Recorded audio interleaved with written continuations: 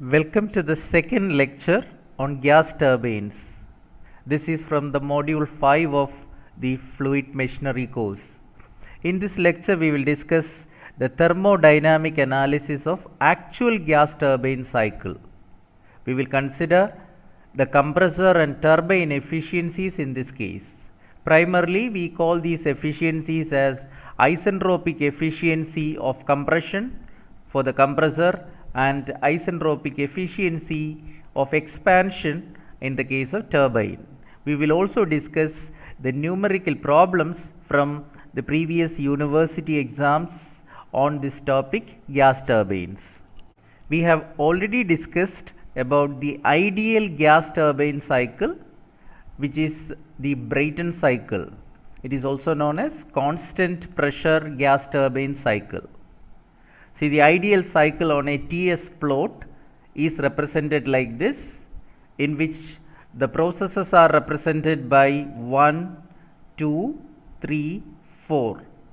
1, 2 is isentropic compression, during which entropy is constant, that takes place in the compressor, and 2 to 3 is the constant pressure heat addition or isobaric heat addition that takes place in the heating chamber, and 3, 4 is the isentropic expansion that takes place in the turbine, during which entropy is constant, and 4, 1 is the process representing isobaric heat rejection or constant pressure heat rejection in the cooling chamber. So 1, 2, 3, 4 is the ideal cycle. Now we will consider the real cycle. Now the real cycle or the actual cycle is 1, 2 dash, 3 dash, 4 dash and 1. The deviation of actual cycle from the ideal cycle is due to the fact that the isentropic expansion and compression, which we consider ideally, that will not happen. So in actual practice, there will be deviation from isentropic compression. In other words, during the compression, the entropy need not be constant. So 1 to 2 dash is representing the actual compression. Similarly, instead of 3, 4, here we have 3 dash, 4 dash, that is representing the actual expansion that takes place in the turbine. 2, 3 is the constant pressure heat addition, and in this case what is shown is 2 dash, 3 dash is the heat addition process. If we consider the pressure drop in the heating chamber during the heat addition process, then the process will be like this. 2 dash, 3 dash is the heat addition process. That is not isobaric now, because the pressure P2 is equal to P2 dash, but that is not equal to P3 dash. See, P2 which is equal to P2 dash, that is equal to P3, but P3 dash is different and P3 dash is less because of the pressure reduction or pressure drop in the heat chamber or heating chamber. If the pressure drop in the heating chamber is not considered, then the actual cycle will be 1, 2 dash, 3, 4 dash, 1. That means the deviation during the compression and expansion are only considered. While solving a numerical problem, if the pressure drop in the heating chamber is given to be neglected, then you can use this for the analysis. 1, 2 dash, 3, 4 dash, 1. 1 to 2 dash is representing actual compression. 2 dash to 3 will be representing heat addition process, which is constant pressure, and 3 to 4 dash in the turbine, and 4 dash to 1, that is the constant pressure heat rejection which takes place in the cooling chamber. Compression efficiency is known as isentropic efficiency of compression, and we consider isentropic efficiency of expansion in the case of turbine. How do you define the isentropic efficiency of compression for the compressor? It is the ratio of isentropic work done to the actual work done on the compressor. We know that 1 to 2 is isentropic compression and 1 to 2 dash is the actual compression. If you consider the temperatures, at the beginning of compression it is T1, at the end of isentropic, which is ideal case, that is T2. At the end of actual compression, it is T2 dash. From this diagram, it is clear that T2 dash is greater than T2. How do you find out the work done? During compression, the work done you can find out by taking the difference between the specific enthalpies at state points.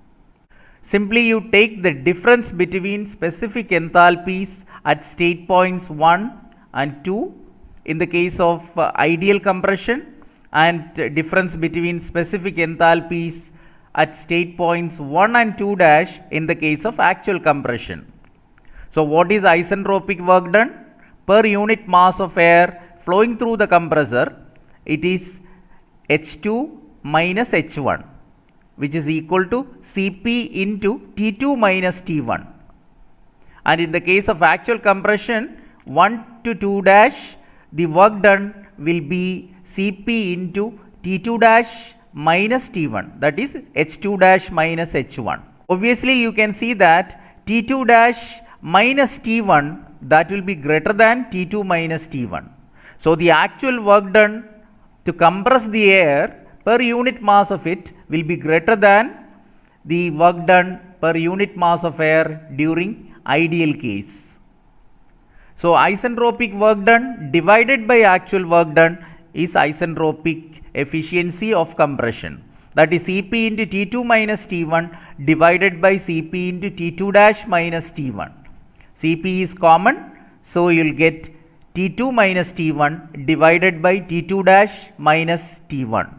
While solving numericals, please make sure that you know this relation. Isentropic efficiency of compression for the compressor is expressed in terms of the ratio of the temperature differences like this: T2 minus T1 divided by T2 dash minus T1. If you consider the actual expansion, that is 3, 4 dash, and isentropic expansion is 3, 4.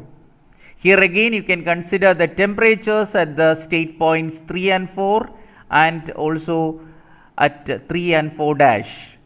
So temperature difference, if you take T3 minus T4, that takes place during isentropic expansion, so that is more than the temperature difference T3 minus T4 dash, which takes place during the actual expansion.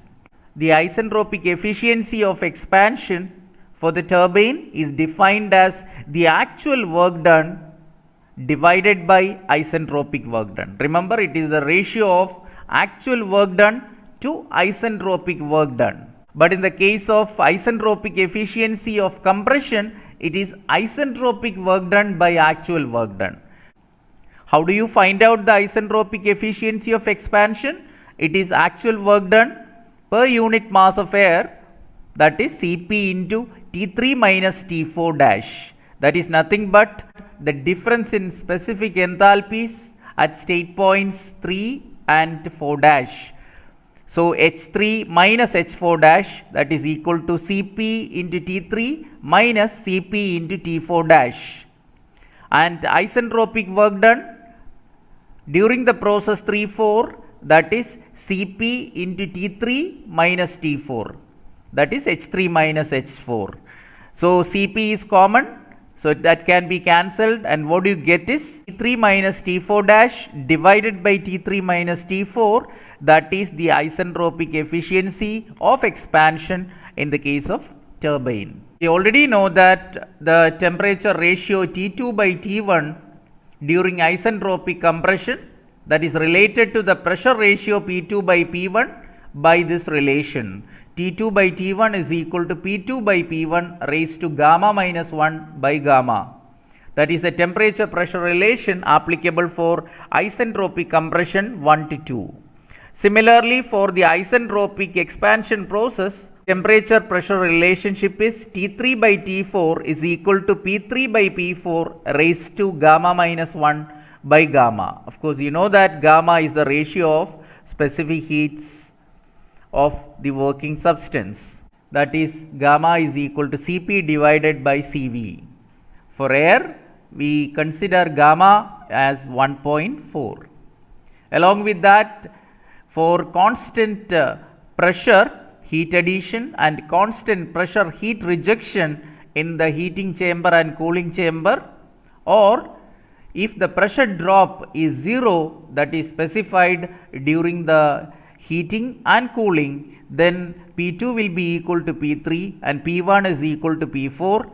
In that case, the pressure ratio P2 by P1 will be equal to P3 by P4, and we used to designate it by R suffix P. Now we will consider how to find the thermal efficiency of an open cycle gas turbine engine. And for time being, we will ignore the pressure drop in the combustion chamber. That is, P2 is equal to P3. So isentropic compression is 1 to 2, whereas the actual compression is 1 to 2 dash, and actual heat addition process is 2 dash to 3. What is the heat supplied during the heat addition process? 2 dash to 3 in the combustion chamber. Of course, you can find out by taking the difference in specific enthalpies between the points 2 dash and 3 in order to get the heat supplied per unit mass of air. But remember, if you want to find out the rate of heat supplied, that is Q dot supplied, the dot represents the rate at which the heat is supplied. You simply multiply that difference in specific enthalpies by the respective mass flow rate. So the mass flow rate of the working substance in the combustion chamber, so that is represented by m dot. Remember, in the combustion chamber, fuel is added to air. So the total mass flow rate is m dot. The total mass flow rate of air and fuel, that is m dot. And m dot is equal to m dot A plus m dot F. M dot A is the mass flow rate of air, which we circulate from the compressor to the combustion chamber, and in the combustion chamber fuel is also added. So mass flow rate of fuel that is being added is m dot F. So m dot A plus m dot F is equal to m dot, that is the total mass flow rate of the mixture used in the combustion chamber. Now, what is air-fuel ratio? Just like in the case of IC engines, in the case of gas turbine also we use air-fuel ratio. But air-fuel ratio of gas turbine engines usually ranges from 50:1 to 100:1. 50:1 on the richest side, and 100:1 is the lean mixture ratio. What is air-fuel ratio? It is the ratio of the mass flow rate of air to the mass flow rate of fuel used. That is m dot A divided by m dot F. That ratio will be usually from 50:1 to 100:1. Whereas in the case of IC engines, the air-fuel ratio that is in the range of say 15:1. If the calorific value of fuel is given, then you can find out the rate of heat supplied in the combustion chamber using that value.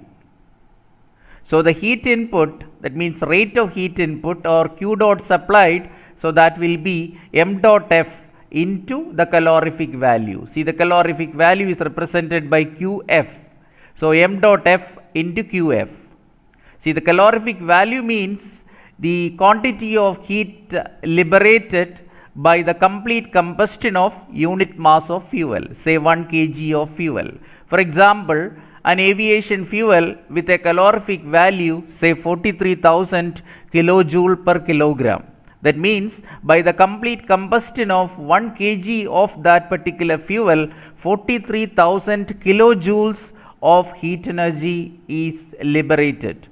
So Q dot supplied is equal to m dot F into calorific value Qf.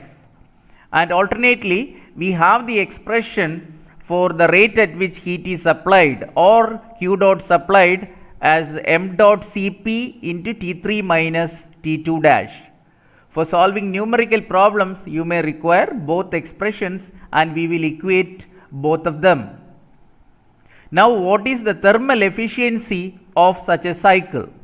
So, that is the net work output divided by heat supplied. So, thermal efficiency of the cycle will be the ratio of the net work output to the heat supplied. Here it is represented by W dot net divided by Q dot supplied. Both will be in kilojoule per second or kilowatts, or say joule per second or watts. Now, what is the net work output? We already know that it is the difference between the rate of work done by the turbine minus the rate of work done on the compressor. So, W dot T minus W dot C. Here the dot represents it is the rate. The net power developed in the cycle then will be W dot turbine minus W dot compressor. How do you find out W dot T? That is m dot Cp into T3 minus T4 dash, because the expansion process in the turbine, we are referring to the actual expansion, that is 3-4 dash. So, Cp into T3 minus T4 dash, that is the difference in specific enthalpies, and that multiplied by the mass flow rate, that will give you the rate of work done in the turbine. So, W dot T is equal to m dot Cp into T3 minus T4 dash. Remember, here the mass flow rate which we use is the mass flow rate of the total mixture, that is m dot A plus m dot F, for finding the rate of work done in the turbine. Remember, only air is being circulated in the compressor. So, therefore, for finding the rate of work done on the compressor, we do not use the total mass flow rate of the mixture. Instead, we use only the mass flow rate of air. Remember, m dot A is used for finding the rate of work done on the compressor. So, W dot C is equal to m dot A into Cp into T2 dash minus T1. The actual compression is represented by 1 to 2 dash. That is why we have taken the difference in enthalpies between the state points 1 and 2 dash. Now, we will discuss a numerical problem from the ideal gas turbine cycle, that is Brayton cycle. The question is this: air enters the compressor of a gas turbine plant operating on Brayton cycle at 1 bar and 30 degrees Celsius. The pressure ratio in the cycle is 7. Calculate the maximum temperature in the cycle and the cycle efficiency. Assume turbine work is 2.5 times the compressor work. Take the ratio of specific heats as 1.4. Remember, here we are considering the ideal Brayton cycle, and also the fact that the mass flow rates have not been mentioned. So, we will be considering the work done per unit mass of air, that is specific work done and specific heat input we will consider, say in kilojoule per kilogram or joule per kilogram. Now, we consider this Brayton cycle 1, 2, 3, 4, ideal one in PV plot and as well as TS plot. We are familiar with this thermodynamic cycle already, and here it is given that the pressure P1, that is equal to 1 bar. We know that 1 to 2 is the compression process, that is ideally isentropic one.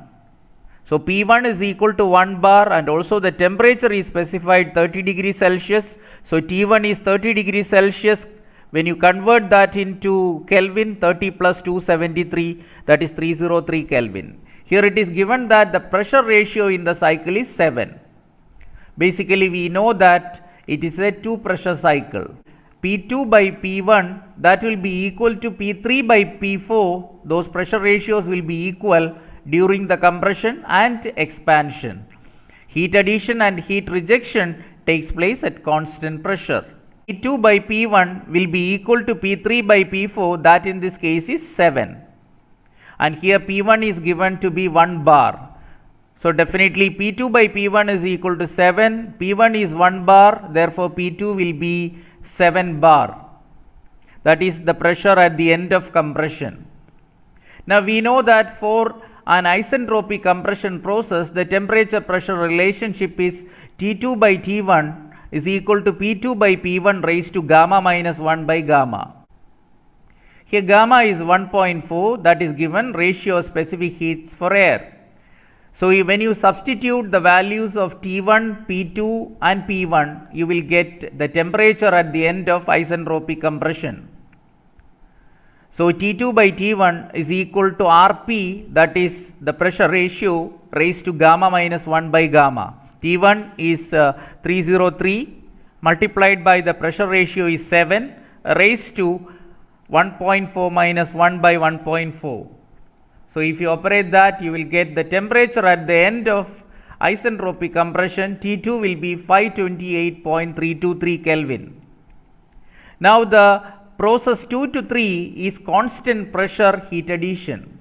We are asked to find out the maximum temperature and the cycle efficiency. When you consider this diagram, you can see that the maximum temperature in this cycle in the TS plot, that is T3, that happens at the end of the heat addition process. So T3 is equal to Tmax, which needs to be found out. Now what you can do is, in order to proceed further, we will use the other condition given in the question about the turbine work and the compressor work relation. The turbine work is given to be equal to 2.5 times the compressor work. So Wt is equal to 2.5 times Wc. Here we can consider the specific work done. We are not dealing with the mass flow rate. So work done in kilojoule per kilogram. For the compressor, during the process 1 to 2, it is Cp into T2 minus T1. For the turbine, the work done per unit mass of air is Cp into T3 minus T4, because 3-4 is the isentropic expansion in the turbine. So Wt is Cp into T3 minus T4 and Wc is equal to Cp into T2 minus T1. And Wt is 2.5 times Wc. Cp from both sides will be cancelled. So what we get is T3 minus T4 is equal to 2.5 times T2 minus T1. So we can substitute the values of T1 and T2. T1 is 303 Kelvin and T2 at the end of isentropic compression we found out already, that is 528.323 Kelvin. So T3 minus T4 is equal to 2.5 times this temperature difference. So you will get T3 minus T4 is equal to 563.308. You will not be able to separate this out now. So this is an expression, let it be equation number 1. Now you consider the temperature pressure relationship during the isentropic expansion 3-4. T3 by T4 is equal to P3 by P4 raised to gamma minus 1 by gamma. And P3 by P4 is same as P2 by P1. That is the pressure ratio which is given to be 7. So if you substitute that, T3 by T4 will be 7 raised to 1.4 minus 1 by 1.4. So T3 by T4 is equal to 1.744. T3 then will be equal to 1.744 into T4. Let it be equation number 2. Now substitute this expression for T3 in equation number 1. So instead of T3, you have to substitute 1.744 times T4. That minus T4 is equal to 563.308. So you can find out T4 as 757.134. That is T4, the temperature at the end of isentropic expansion in the turbine.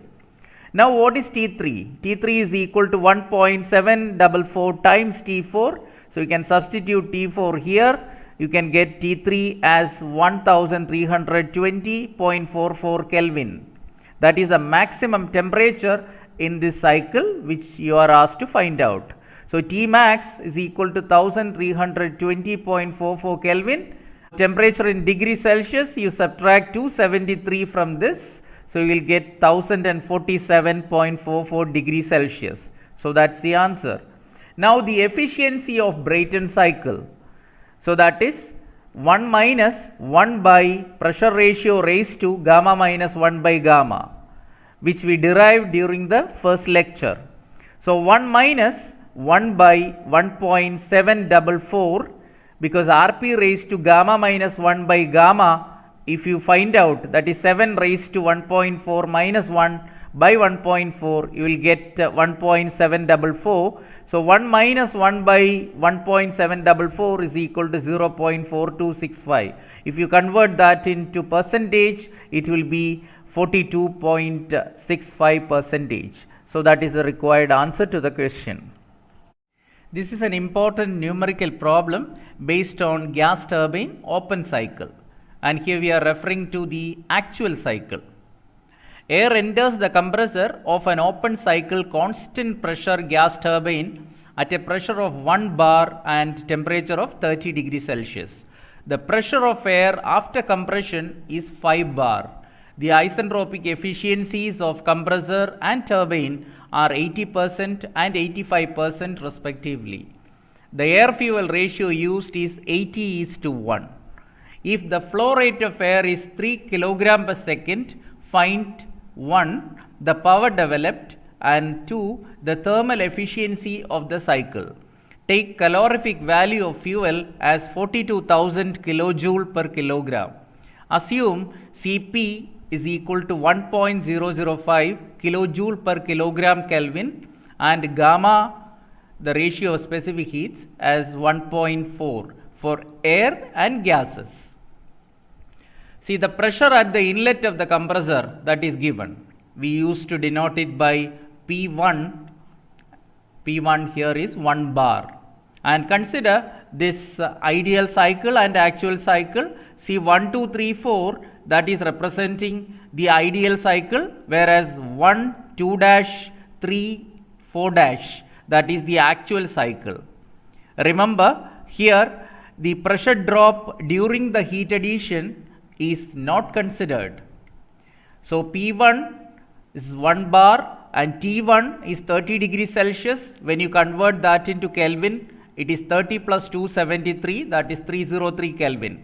Pressure at the outlet of the compressor, it is P2, or even you can write P2 dash, doesn't matter because both are on the same pressure line.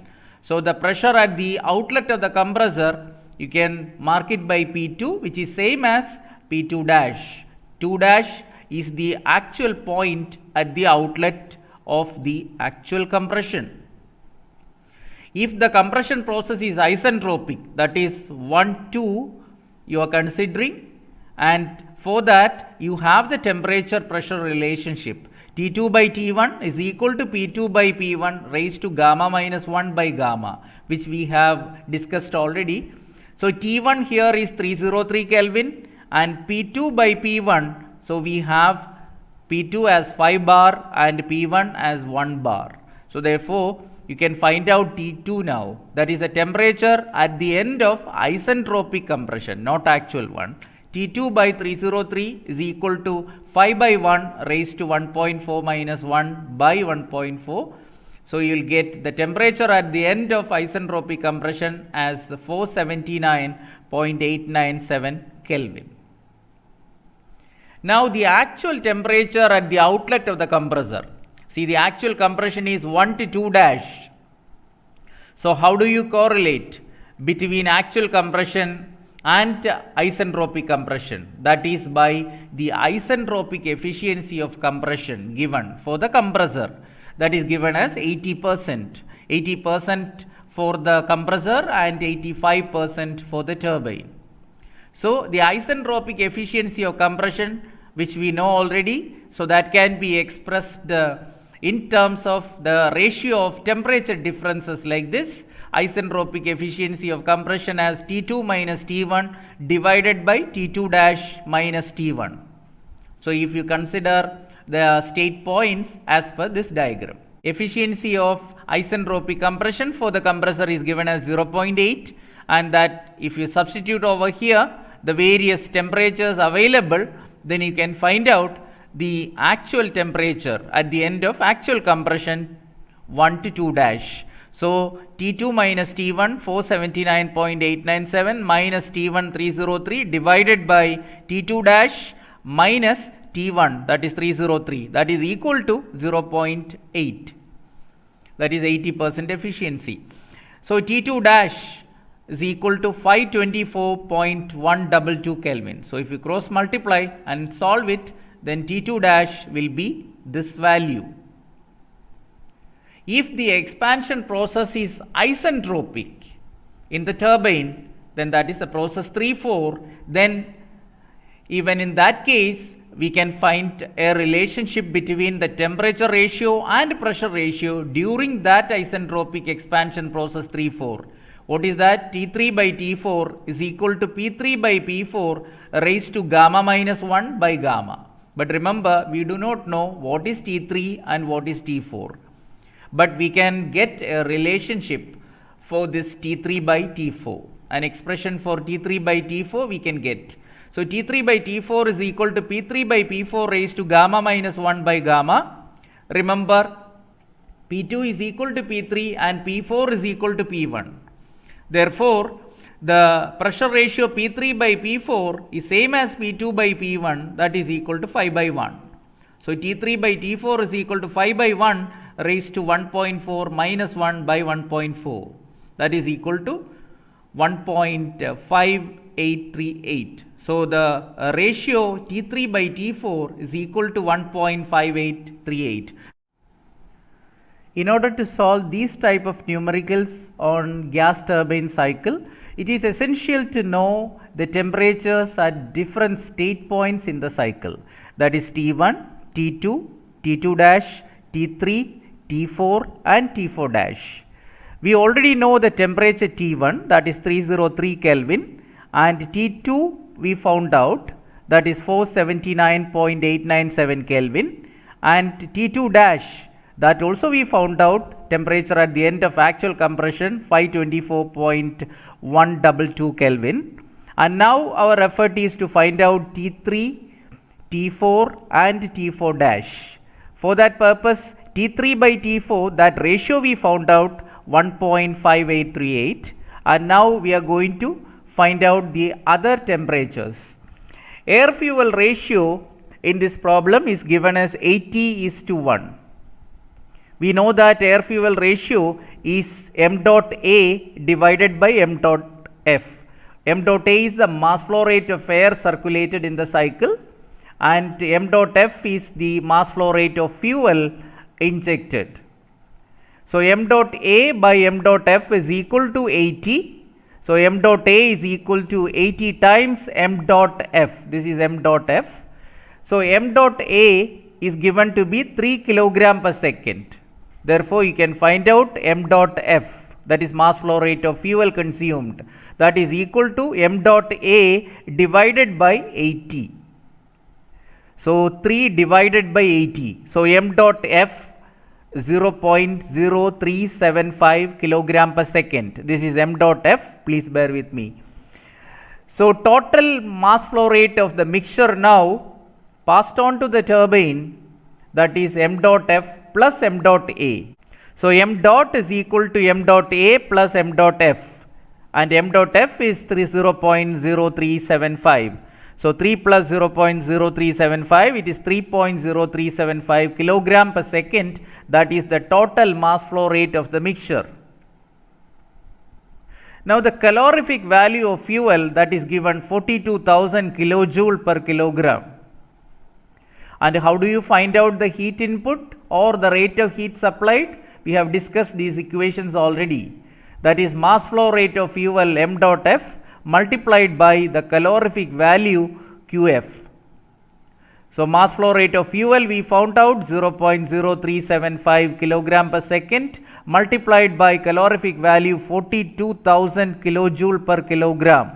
So if you multiply kilogram per second into kilojoule per kilogram, you will get kilojoule per second.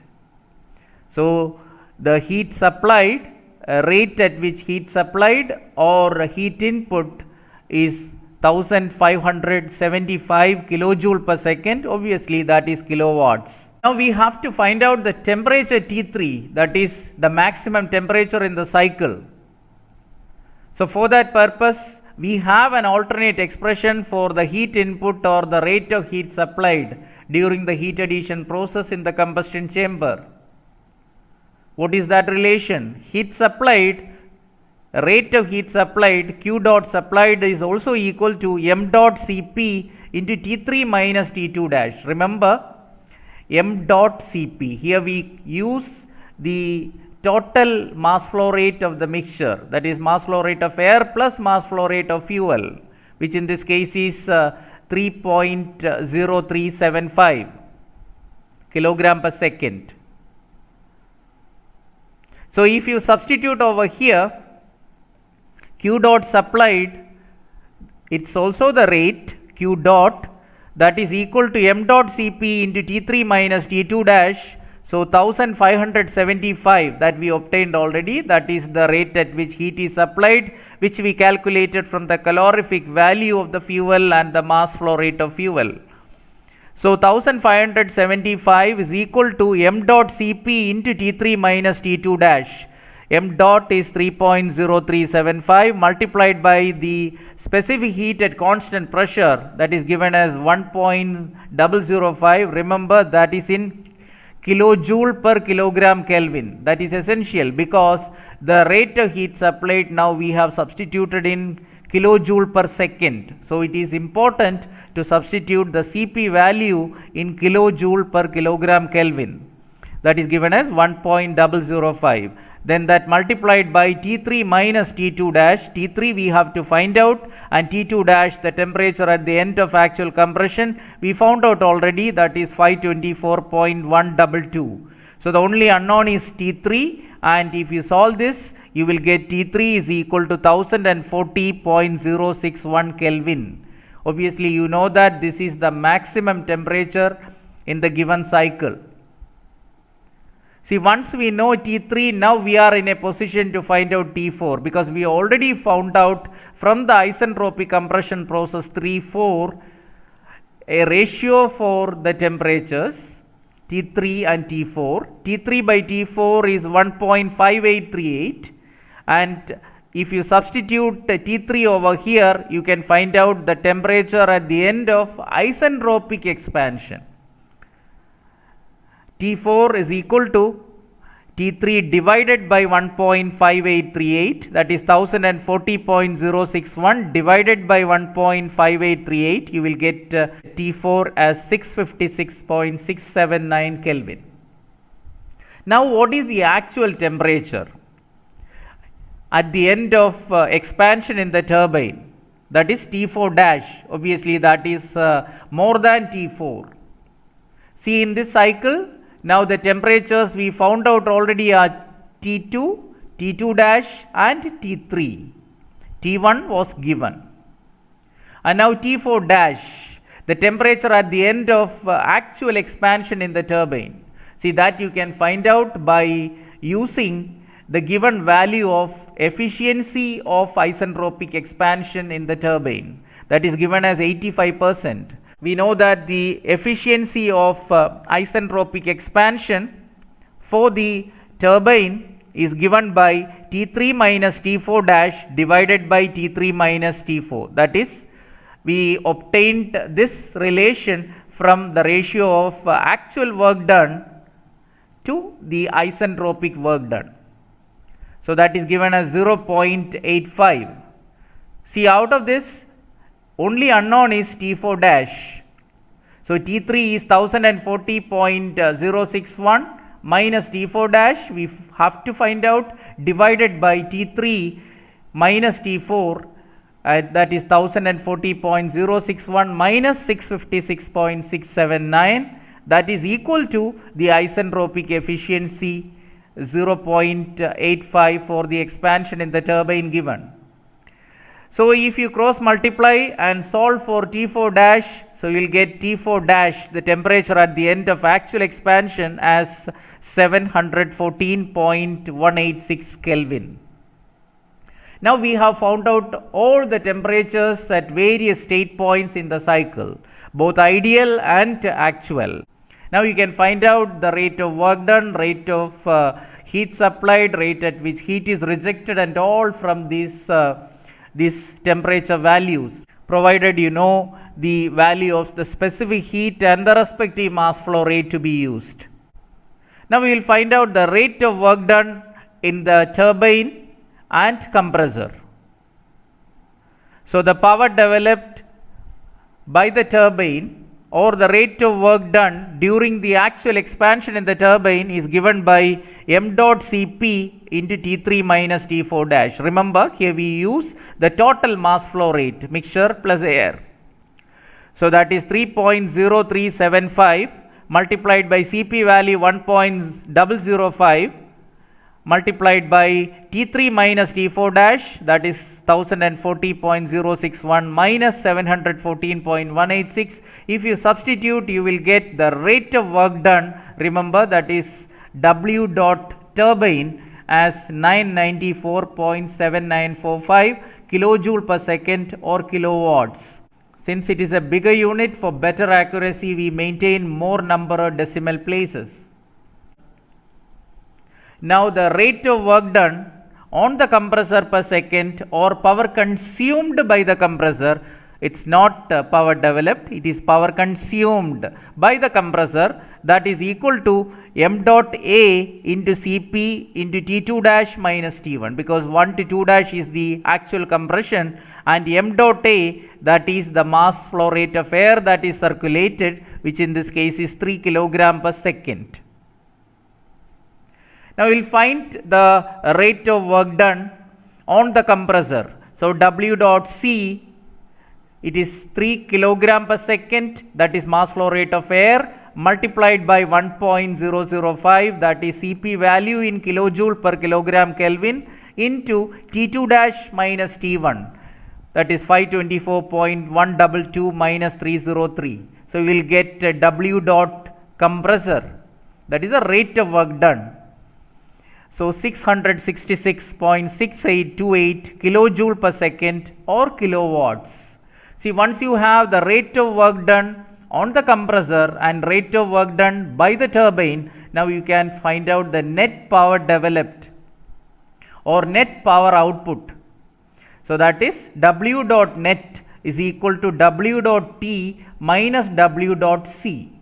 Even if I have not mentioned dot, see, please make sure that you put a dot on these quantities to represent these as rates. So W dot T is 994.7945 and W dot C is 666.6928. When you subtract these two, you will get 328.102 kilowatt, that is W dot net, that is the net power output or net work output rate from the given cycle. Now the thermal efficiency of the given open cycle gas turbine, it is the ratio of net work output to heat power input. Remember, both are in kilojoule per second or kilowatts. Now the net work output we obtained 328.102 kilowatt, and heat power input, which we found out from the calorific value of the fuel and the mass flow rate of fuel. So that is 1575 kilowatt. So if you divide, you will get 0.2083. And when you convert that into percentage, you will get 20.83 percentage. So that is the thermal efficiency of the given open cycle gas turbine. With this, I wind up this lecture. Happy learning. Thank you so much.